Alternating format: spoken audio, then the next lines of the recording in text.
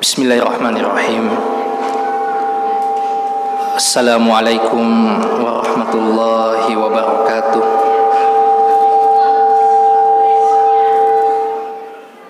Alhamdulillahil jabbaril qahar. Wassalatu wassalamu ala nabiyihil mukhtar wa ala alihi al-athhar wa ashabihi al-abrar wa man tabi'ahum bi ihsanin ila yaumil mahsyar. Allahumma iftah lana qulubana wa alhimna rushdana wahdina siratakal mustaqim.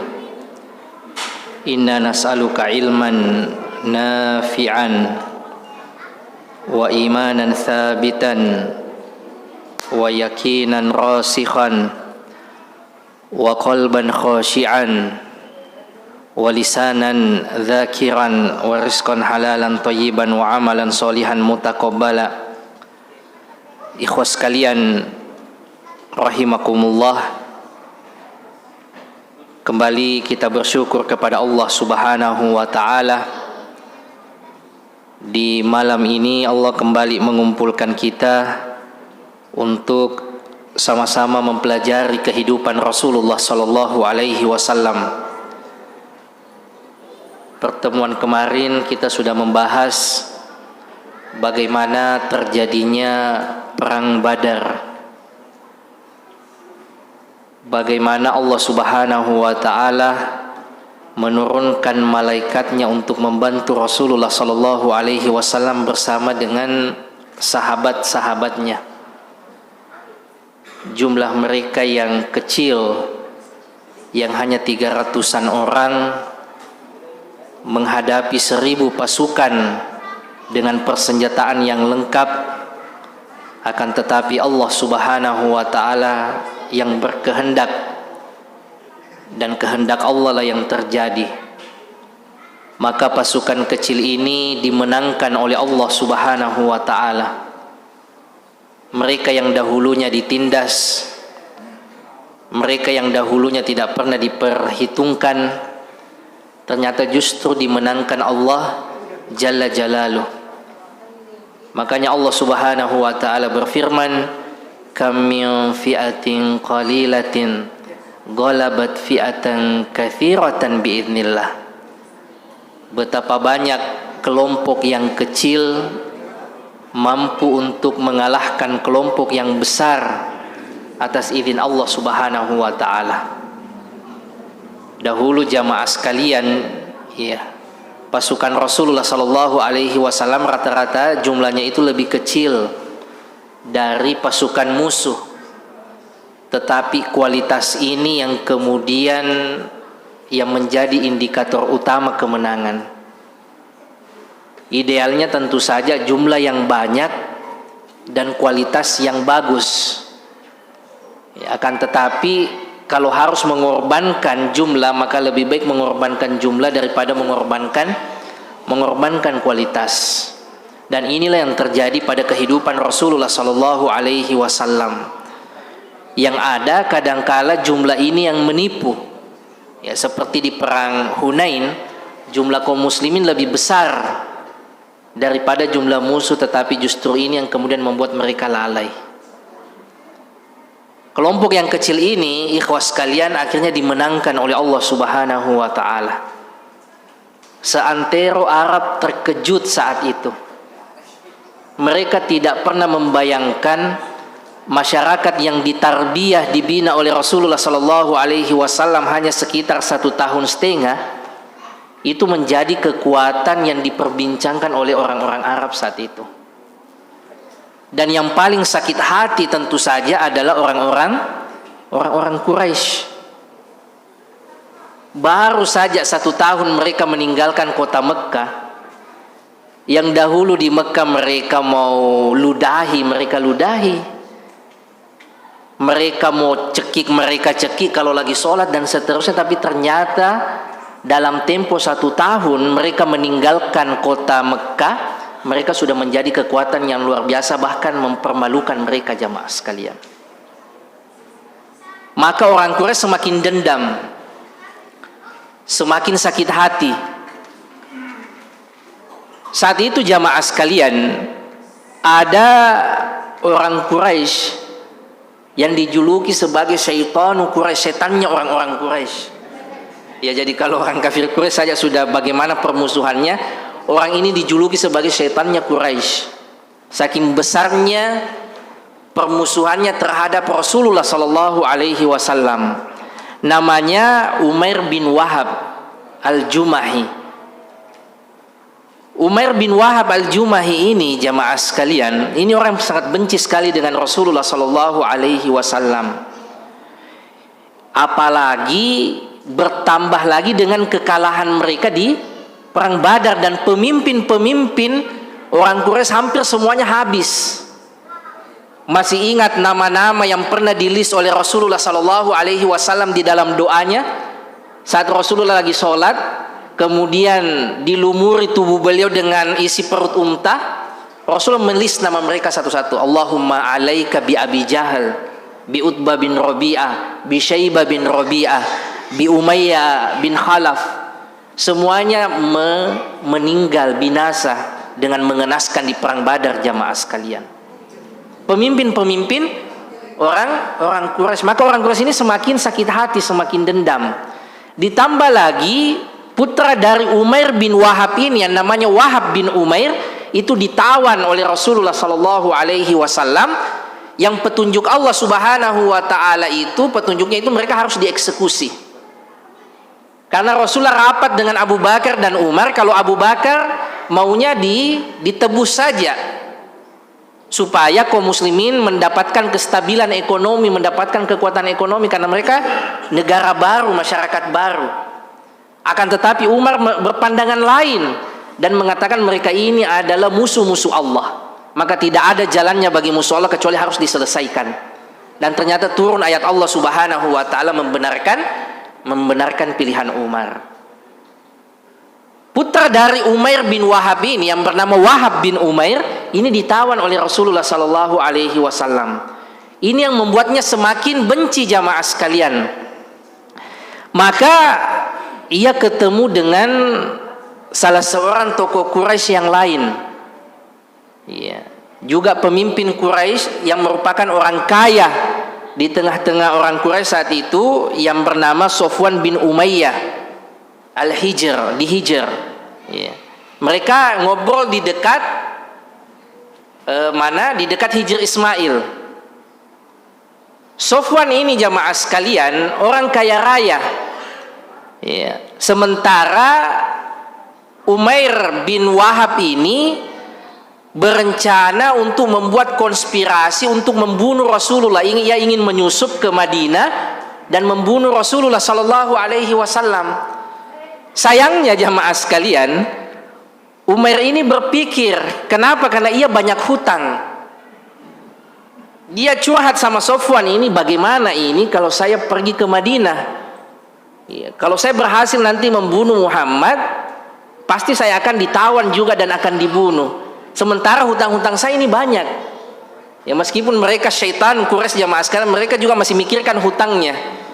Ini kita kadang-kala saudara kita, ya pura-pura tidak tahu sama hutangnya. Ya, ini luar biasa ini. Ya, mereka dulu jamaah sekalian, meskipun mereka syaitan seperti itu, benci dengan Rasul, tapi mereka masih pikir hutangnya. Bagaimana kalau saya meninggal ini? Siapa yang akan bayarkan hutang-hutang saya? Ya, maka ini yang disampaikan oleh Umair bin Wahab kepada Sofwan. Ya.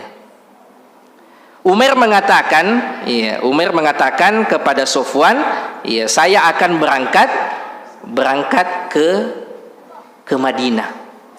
Tetapi ya, saya memiliki hutang yang sangat banyak. Ya. Kemudian Sofwan mengatakan, shadaqta wallah. Ama wallah laula dain ala laisa lahu indi qada wa iyal akhsha alaihim ad-dai'a ba'da la raqibtu ila Muhammad. Iya. Ada juga keluarga yang harus ditanggung nanti di belakang, bagaimana kalau saya tertangkap? Maka kata Sofwan kepada Umair, alayya, maka hutang-hutangmu itu menjadi tanggunganku, saya yang akan lunasi. Pergi saja. keluarga-keluargamu, ana aqdihi angka, saya akan menanggung seluruh keluargamu, yang penting kita selesaikan misi ini. Ya, ada satu orang kaya, satu orang banyak hutangnya. Ya, jadi Sofwan ini mengatakan, saya yang tanggung hutang-hutangmu itu, saya yang akan bayarkan semua, sekaligus saya akan berikan harta kepada keluargamu untuk menanggung nanti hidupnya. Faqala lahu Umar, kemudian Umar mengatakan, faktum anni sya'ni wa sya'naka. Kalau begitu kita sembunyikan hal ini, hanya engkau saja dan saya yang tahu urusan kita ini. Ini misi rahasia untuk menyusup ke Madinah, untuk membunuh Rasulullah Sallallahu Alaihi Wasallam. Maka kata Sofwan, af'al, kalau begitu cocok nih. Ya, kita tutup ini rapat-rapat, cuma kita saja yang tahu. Maka Umar bin Wahab ini, jamaah sekalian, mempersiapkan makarnya dengan mengasah pedangnya dan melumurinya dengan racun. Yang kalau terkena kulit sedikit saja bisa mematikan.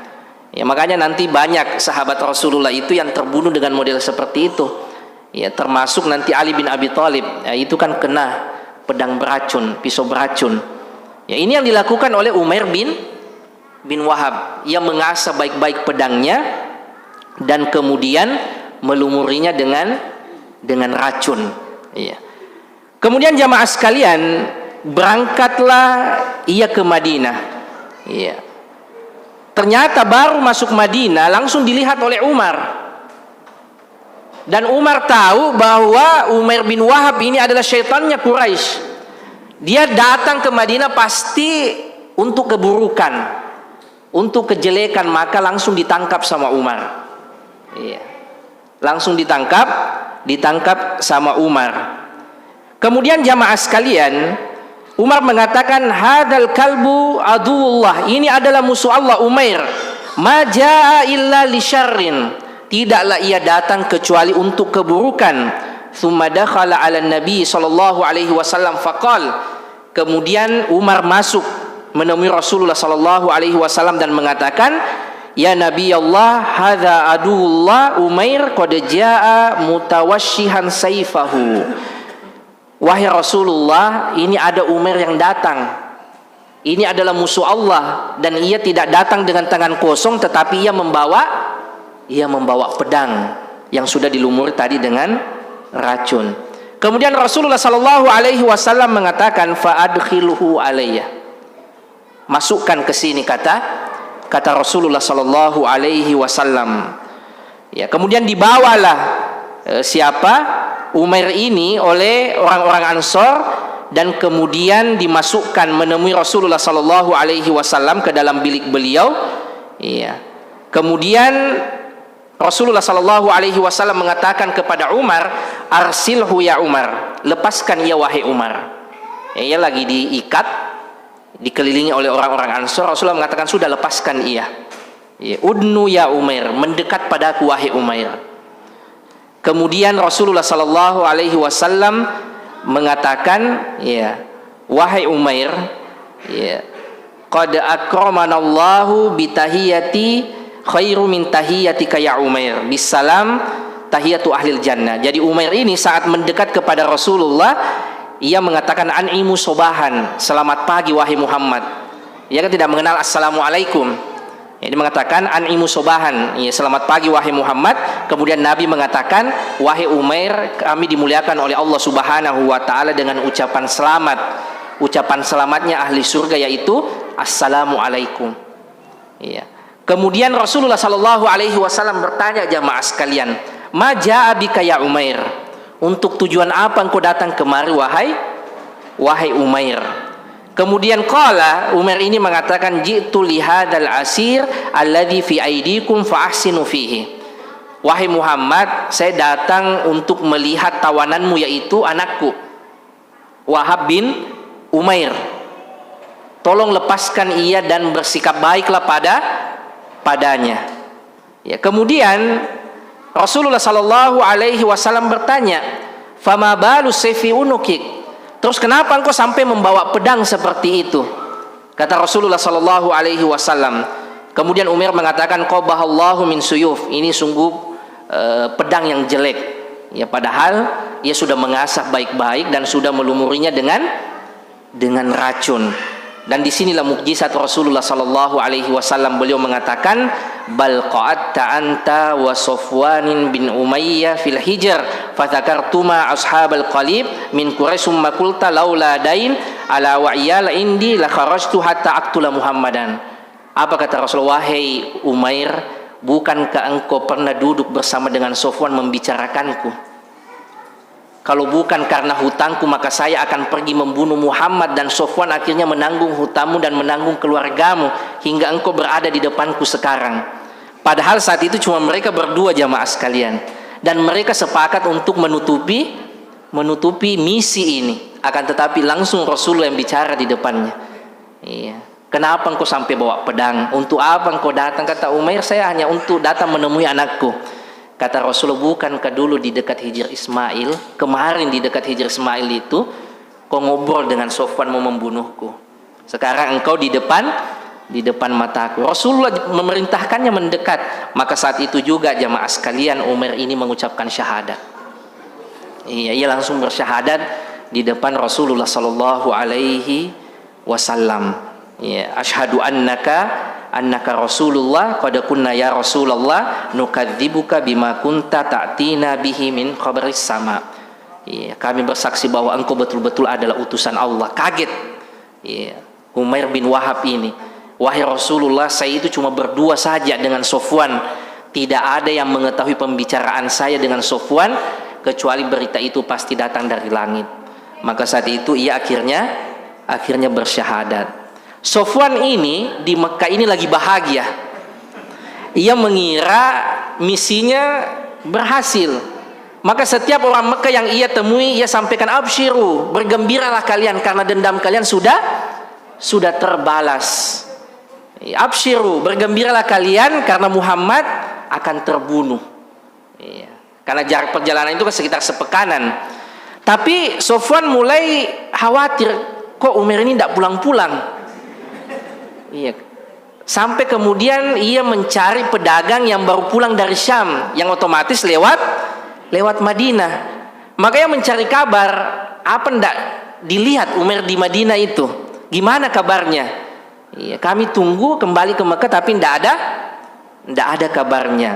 Maka pedagang yang datang dari Syam ini mengatakan bagaimana dia mau kembali, nah sudah masuk Islam nih. Iya, dia justru menjadi pengikutnya Rasulullah sallallahu alaihi wasallam. Akhirnya Safwan marah besar, sudah rugi 2 kali. Dia sudah bayarkan hutangnya Umair, dia kasih uang ke keluarga Umair, sekaligus misinya tidak terlaksana. Maka ia bersumpah tidak akan mengajak bicara lagi Umair seumur hidupnya. Iya. Dan nanti jamaah sekalian, akhirnya Umair kembali ke Mekah dan berdakwah di sana. Ya, saat kaum muslimin semuanya di Madinah, ia memberanikan diri kembali ke Mekah berdakwah, dan banyak yang masuk Islam di tangannya jamaah sekalian. Beginilah hidayah. Ya, ia berangkat dengan pedang, dengan konspirasinya, dengan rencananya, tetapi Allah memilihnya menjadi orang beriman. Bahkan di tangannya nanti justru banyak orang yang masuk Islam dengan dakwahnya Umair ini jamaah sekalian azakumullah. Kemudian selanjutnya, peristiwa setelah perang Badar ini adalah peristiwa Ghazwatu Bani Qainuqa. Orang Yahudi yang ada di kota Madinah baru juga setahun mereka terikat perjanjian dengan kaum muslimin, yaitu Piagam Madinah, untuk sama-sama melindungi kota Madinah bagi kaum muslimin agamanya dan bagi Yahudi agamanya. Bagi Yahudi kegiatan ekonominya dan bagi orang Muslim juga kegiatan ekonominya. Intinya meskipun mereka berbeda agama, tetapi kalau urusan keamanan kota maka mereka harus bersama-sama melindungi. Ternyata jamaah sekalian, baru setahun mereka sudah mulai khianat. Di Madinah itu kita sudah pernah jelaskan ada tiga suku Yahudi. Yang pertama Bani Qainuqa, itu berada di tengah kota Madinah. Ada Bani Nadir berada di pinggiran kota Madinah, dan Bani Quraidah yang juga berada di pinggiran kota Madinah. Mereka ini jamaah sekalian, orang-orang Yahudi ini Yang pertama, mereka yang menguasai isu di kota Madinah sebelum Islam. Mereka mengadu domba pribumi antara Aus dan Khazraj. Ya, pokoknya mereka adu terus untuk agar supaya mereka yang menguasai ekonomi. Makanya pasar-pasar mereka yang kuasai. Isu di kota Madinah mereka yang kendalikan. Sementara pribumi asli kota Madinah yaitu Aus dan Khazraj ini berkelahi terus, perang terus. Datang Rasulullah Sallallahu Alaihi Wasallam mempersaudarakan mereka, sehingga ini membuat orang Yahudi merasa terganggu, jamaah sekalian, karena mereka lah yang paling berkepentingan terhadap pertumpahan darah yang terjadi di antara Aus dan Khazraj. Datang Islam mempersaudarakan mereka, akhirnya mereka merasa terancam. Ya, mulai mereka kembali mengompori orang-orang Aus dan orang-orang Khazraj agar berkelahi lagi, agar berperang lagi, jamaah sekalian. Ya. Karena saat itu mereka yang kuasa ekonomi, sampai mereka yang punya pasar. Ya, ada namanya pasar Bani Qainuqa dan seterusnya. Ya, sampai pasar mereka yang punya, jamaah sekalian. Ya, sampai sekarang seperti itu modelnya orang-orang Yahudi. Mereka pasti tidak mau melihat kita bersatu. Mereka tidak mau melihat kita tenang. Informasi mereka yang kuasai, ya, kemudian intelijen dan seterusnya, mereka semua yang kendalikan. Maka jamaah sekalian, ada seorang pemimpin dari kalangan orang Yahudi ini bernama Syash bin Qais. Ini syekhnya orang Yahudi. Ia melihat kok semenjak datang Muhammad, Aus dan Khazraj ini justru semakin erat persaudaraannya. Padahal dulu sebelum Islam mereka ini bunuh-bunuhan, dan kita mengambil keuntungan dengan perpecahan yang ada di antara mereka. Maka dia panggil anak-anak muda Yahudi. Ia bagi dua. Sebagian dari anak-anak muda Yahudi ini disuruh datang untuk mengompori orang-orang Aus dan menceritakan kejelekan orang-orang Khazraj di sana. Kelompok yang kedua datang kepada suku Khazraj dan kemudian mengompori mereka untuk menjelek-jelekkan suku Aus. Aus dan Khazraj ini kan orang-orang Ansor, sahabat-sahabat Rasulullah Sallallahu Alaihi Wasallam. Ingin diadu lagi sama orang Yahudi. Ternyata betul, jamaah sekalian. Ini kan mereka baru-baru masuk Islam, baru setahunan. Kembali diingatkan masa lalu, peperangan masa lalu. Ternyata mereka kembali bisa dibangkitkan itu ego kesukuannya.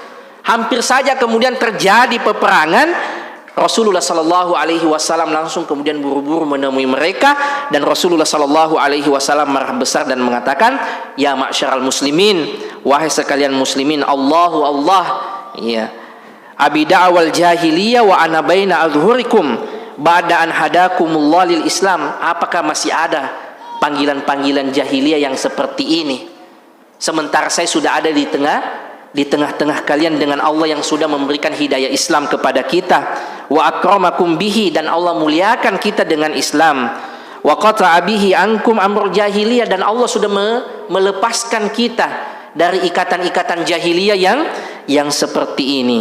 Ya. Dan Rasulullah Sallallahu Alaihi Wasallam menyadarkan, ya, kelompok Ansor ini yang hampir berperang lagi. Setelah diingatkan oleh Rasul, ternyata mereka sadar ini kembali kerjaan orang Yahudi yang seperti ini. Mereka menangis di depan Rasulullah Sallallahu Alaihi Wasallam. Iya. Kemudian jamaah sekalian, Rasulullah Sallallahu Alaihi Wasallam sepeninggal atau saat beliau meninggalkan perang Badar dan beliau menang besar, itu sampai diketahui oleh orang-orang Yahudi dari Bani Qainuqa. Maka Rasulullah datang menemui mereka dan menawarkan Islam. Ya, mau ndak mereka menerima Islam ini? Mau ndak masuk Islam? Tapi ndak dipaksa oleh Rasulullah Sallallahu Alaihi Wasallam. Bukannya menerima Islam, jamaah sekalian, mereka justru menggertak balik Rasulullah Sallallahu Alaihi Wasallam. Mereka mengatakan, ya Muhammad, la yagurannaka min nafsik annaka qatalta nafaran min Quraisyin kanu agmaran la ya'rifunal qital. Wahai Muhammad, jangan tertipu dengan dirimu sendiri. Engkau baru saja menang dengan pasukan kemarin sore yang memang tidak tahu berperang. Ya, itu kan menggertak balik. Ya, kalau nanti kita ditakdirkan berperang, inna kalau qataltana la arafta ana nahnun nas. Kalau nanti engkau memerangi kami, maka disitulah engkau baru lihat musuhmu yang sebenarnya. Nah ini kan padahal mereka ada perjanjian damai, tetapi malah menggertak balik. Rasulullah Shallallahu Alaihi Wasallam tetap bersabar dengan hal itu jamaah sekalian. Ya. Akan tetapi bibit-bibit pengkhianatan ini kemudian sudah muncul. Ya. Dan puncaknya terjadi jamaah sekalian saat Rasulullah Shallallahu Alaihi Wasallam bersama dengan sahabat-sahabatnya lagi tenang-tenangnya di Madinah. Ternyata orang-orang Yahudi ini bikin onar. Mereka tadi yang kuasai pasar, mereka yang punya pasar. Kebetulan ada seorang akhwat, ya seorang muslimah yang pergi berjualan di pasar tersebut. Ia menjual, seorang sahabiah menjual kerajinan tangan. Kebetulan di sampingnya ini orang Yahudi, pedagang besar, penjual emas. Wanita ini jamaah sekalian, muslimah ini terus kemudian ya menawarkan dagangannya. Akhirnya tetangganya ini, pedagang tetangganya ini kemudian berbuat usil. Ia mengikat ujung hijabnya, ujung jilbabnya, sehingga saat muslimah ini berdiri ternyata auratnya langsung tersingkap.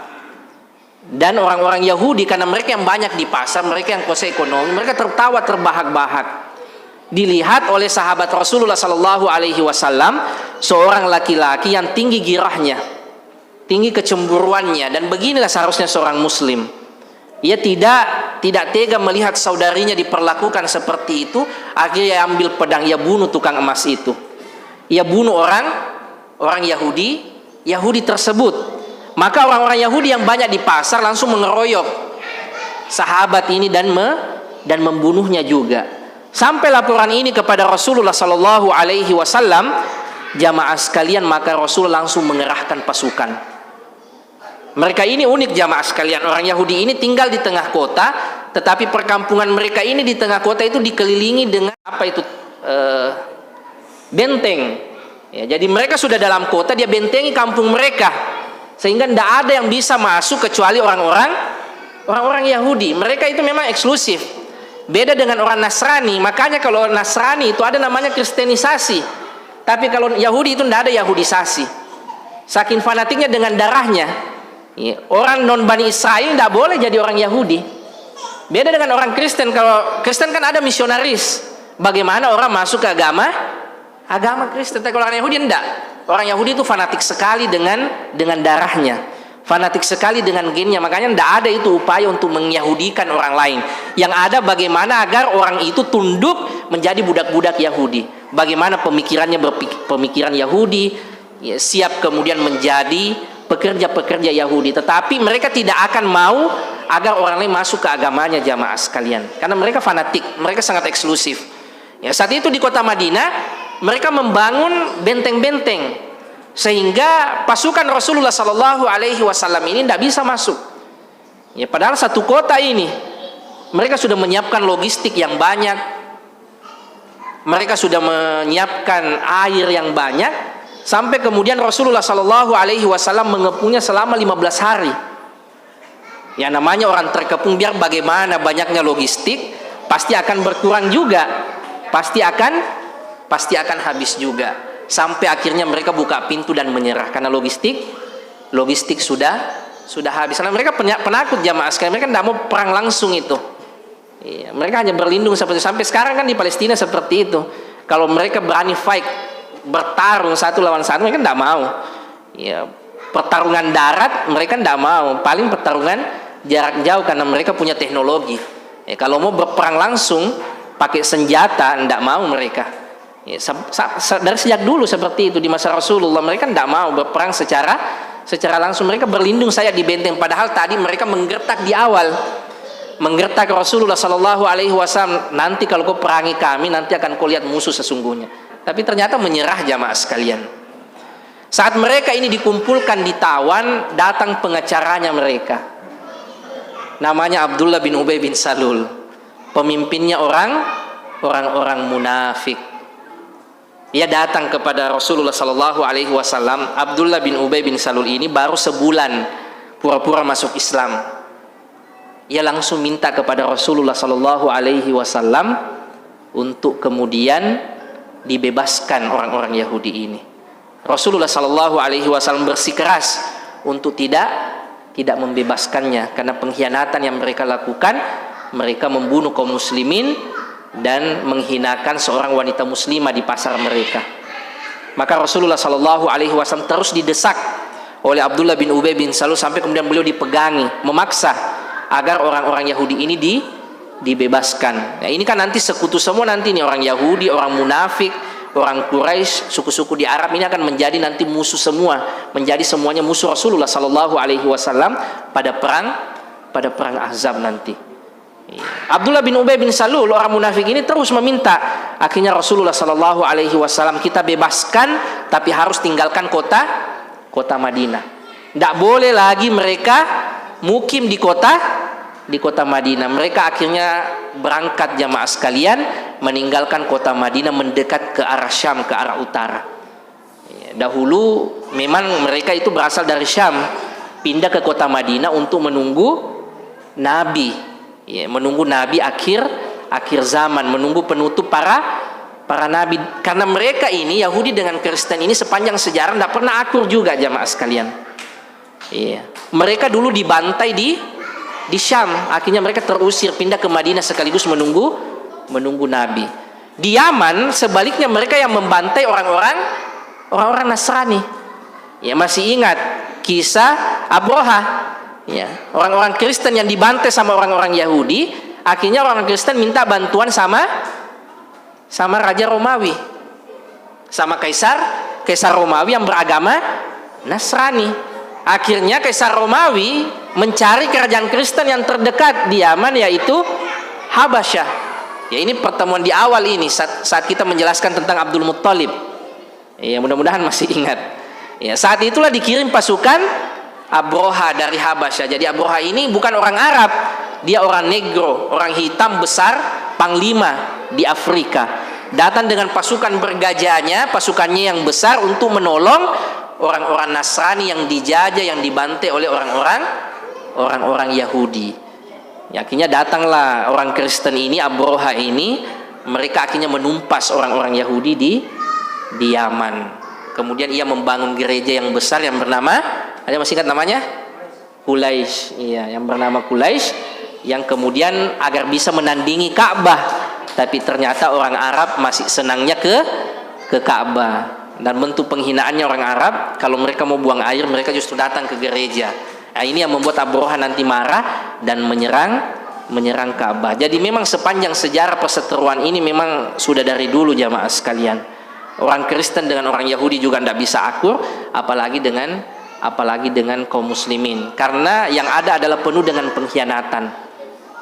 Mereka dari awal sudah sepakat dengan Rasulullah untuk menjaga harmoni di dalam kota Madinah ini. Silakan mereka jalan dengan agamanya, kaum muslimin jalan dengan agamanya, tetapi mereka tidak konsisten dengan hal tersebut. Kalau ada urusan keamanan, mereka bertanggung jawab bersama-sama. Ini yang diadopsi sebenarnya di dalam negara kita dengan Pancasila yang dianggap mampu untuk mengkompromikan setiap kita, untuk menjaga harmoni kita. Karena di negara kita ini juga kita berbeda-beda suku, berbeda-beda agama, tapi kalau menyangkut keamanan, kedaulatan negara, maka kita bersama-sama membela negara. Seperti itu juga yang dibuat dulu Rasulullah Sallallahu Alaihi Wasallam bersama dengan orang-orang Yahudi. Kurang toleransi apa Rasulullah Sallallahu Alaihi Wasallam jamaah sekalian? Mereka tetap bisa tinggal di Madinah. Mereka bisa tetap tinggal dengan aktivitas keagamaannya. Yang penting jangan ganggu kaum muslimin dengan agamanya, dan kaum muslimin juga tidak ganggu mereka. Inilah sebenarnya toleransi itu. Bukan seperti yang didakwahkan oleh orang sekarang, toleransi yang akhirnya kebablasan dengan alasan moderasi beragama, akhirnya semua agama dianggap benar. Orang Kristen benar, orang Yahudi benar, dan yang lainnya. Kalau orang Kristen benar, buat apa sahabat Rasulullah yang mantan Kristen masuk ke dalam Islam? Kalau orang Yahudi benar, buat apa Abdullah bin Salam masuk ke dalam Islam dan Rasulullah menerimanya? Rasulullah senang dengan keislamannya. Kalau semua agama benar, Rasulullah cukup mengatakan, sudah kau di Yahudi saja, yang penting kau jaga hubungan baik, kau berbuat baik, kau di Nasrani saja. Tapi kan tidak. Rasulullah kecam akidah mereka. Laqad kafar, sungguh telah kafirlah, kata Allah Subhanahu wa taala, orang yang mengatakan Allah adalah satu dari tiga Tuhan. lalu kita mau mengatakan semuanya benar. Ya, makanya Dr. Profesor Hamid Fahmi Syarkashi mengatakan toleransi itu tidak saling mengganggu, bukan saling menghormati. Bagaimana kita mau menghormati akidah yang dicela di dalam agama kita? Tetapi toleransi ini bagaimana agar tidak saling mengganggu jamaah sekalian, a'azzakumullah. Ya, inilah yang terjadi pada orang-orang Yahudi dan semuanya mengkhianat jamaah sekalian. Ya, 3 suku besar ini semuanya nanti terusir karena pengkhianatan. Yang pertama tadi Bani Qainuqa dengan pembunuhannya terhadap kaum muslimin dan pelecehannya terhadap muslimah. Ya, dan betapa tinggi Islam di masa itu jamaah sekalian.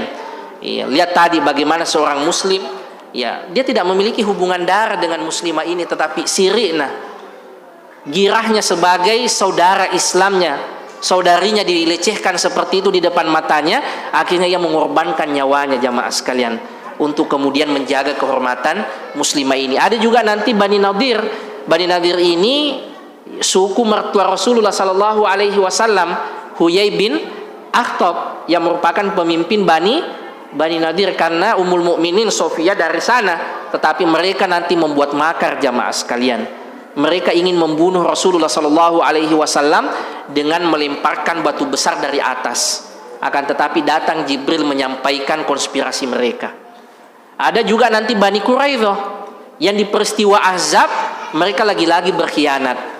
Sudah sepakat dengan Rasulullah sebelum meletusnya perang untuk jangan sekali-sekali buka gerbang di belakang, karena mereka ini di pinggiran kota, tinggal di bagian belakang dekat gerbang. Maka pesan Rasulullah, ingat perjanjian kita untuk melindungi kota ini sama-sama, keselamatan kita bersama. Ya, di dalam kota ini. Tapi ternyata jamaah sekalian mereka memiliki memang gen pengkhianat ini.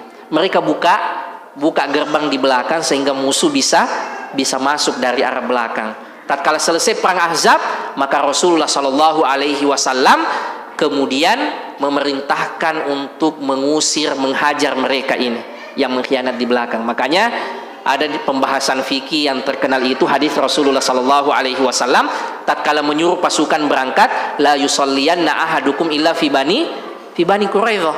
Jangan kalian sekali-kali sholat sebelum sampai di sana, di belakang di Bani Quraidah. Saat sahabat-sahabat ini berangkat, ternyata waktu sholat sudah masuk.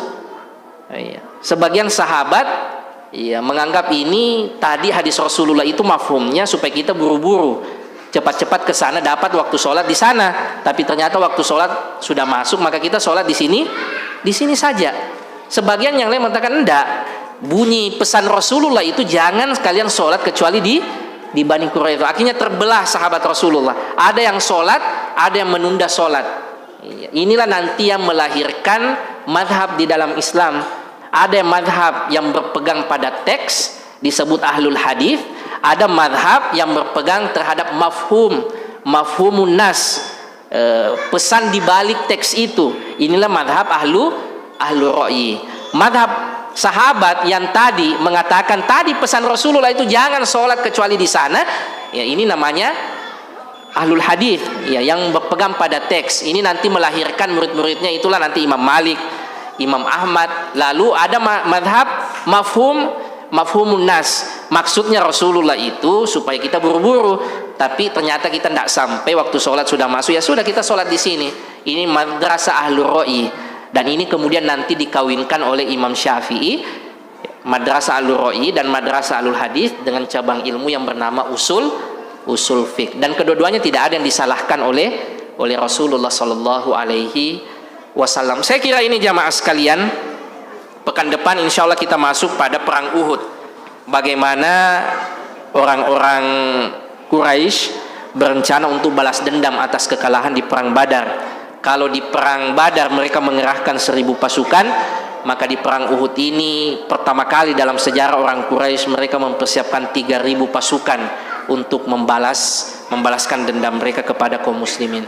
Insyaallah mudah-mudahan Allah mengaruniakan kepada kita umur panjang dan kesehatan serta taufik dan hidayahnya agar kita tetap bisa melanjutkan pelajaran kita. Wassallallahu ala nabiyina Muhammad wa ala alihi wa sahbihi wasallam wa akhiru da'wana alhamdulillahi rabbil alamin. Wassalamualaikum warahmatullahi wabarakatuh.